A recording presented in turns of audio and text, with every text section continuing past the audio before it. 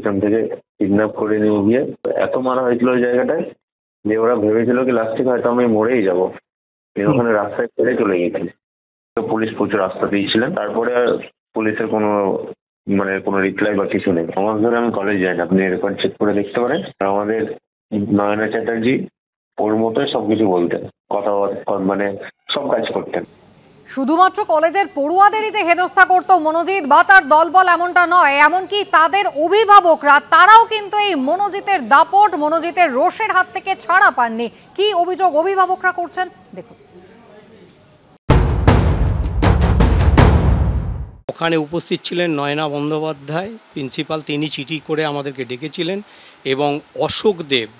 আমাদের আটকে রাখা হয়েছিল 40 মিনিটের উপরে, প্রায় একটা ঘরে বন্ধ করে। আমি, আমার পরিবার, আমার ছেলে, আমাদেরকে লক অ্যান্ড কি করে আটকে রাখলো। যেই গেটের আমরা বাইরে বেরোলাম তখন আমাদের ওপেন রোডে আমার ছেলেকে অ্যাটাক করা হলো।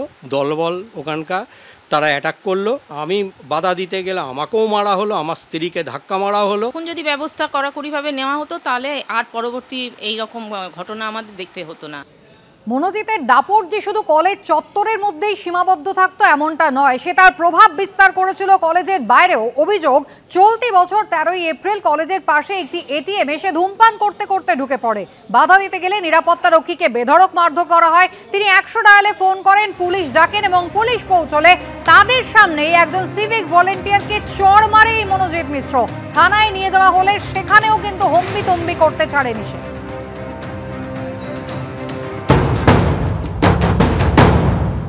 1.5-2 মাস হবে তো সম্ভবত। ভেতরে যখন আমি বসছিলাম, বাইরে আওয়াজ হতে, তো বাইরে আমি বেরিয়ে আসতে দেখি দুজনের মধ্যে খুব মারপিট হচ্ছিল। তো আমি যথারীতি যখন ছাড়াতে না পেরে তখন বাধ্যগত আমি পুলিশকে ফোন করার জন্য ব্যস্ত হয়ে পড়েছি, আর ও দুজনের মধ্যে মারপিট হচ্ছে এই জাস্ট আমি দেখেছি। তারপর শুনেছি নাকি পুলিশ এসে ওনাকে আবার অ্যারেস্ট করে নিয়ে গেছিলো। অর্থাৎ বুঝতেই পারছেন মনোজিৎ মিশ্র যে ঘটনা ঘটিয়েছেন তার বিরুদ্ধে এখন যে অভিযোগ উঠছে, তার আগেও সে একাধিক এইরকম অপরাধমূলক ঘটনা ঘটিয়েছিল, একাধিক মামলাও হয়েছে তার বিরুদ্ধে। এবার আপনাদের সামনে রাখবো নির্যাতিতার বয়ান। সন্ধ্যে 7:30 থেকে রাত 10:55 পর্যন্ত যে ঘটনা ঘটে, যে ভয়ঙ্কর অত্যাচার চলে ওই নির্যাতিতার সঙ্গে, তারপর তিনি ইনহেলার চেয়েছিলেন, এমনই নির্যাতিতার বয়ানে উঠে এসেছে। তার সঙ্গে যে পারিপার্শ্বিক তথ্য প্রমাণ রয়েছে, নির্যাতিতার বয়ানের সঙ্গে সেই পারিপার্শ্বিক তথ্য প্রমাণ মিলে গিয়েছে। এমনটাই জানা যাচ্ছে যে ওই ইনহেলার তিনি যে চেয়েছিলেন এবং তারপর বাইরে থেকে কেনা হয়েছিল, সেই ইনহেলারটি পারিপার্শ্বিক তথ্য প্রমাণের সঙ্গে মিলে গিয়েছে নির্যাতিতার বয়ান। এবিপি আনন্দর হাতে এলো চাঞ্চল্যকর তথ্য। রাত 8:29 কেনা হয়েছিল ইপ্রাটোপিয়াম লেভোসালবুটামেল ইনহেলার। ইনহেলার কেনা হয়েছিল কসবার একটি ওষুধের দোকান থেকে। ইনহেলার কিনতে গিয়েছিলেন ধৃত অভিযুক্ত জেব। ওষুধের রসিদে মিলেছে জেবের নাম।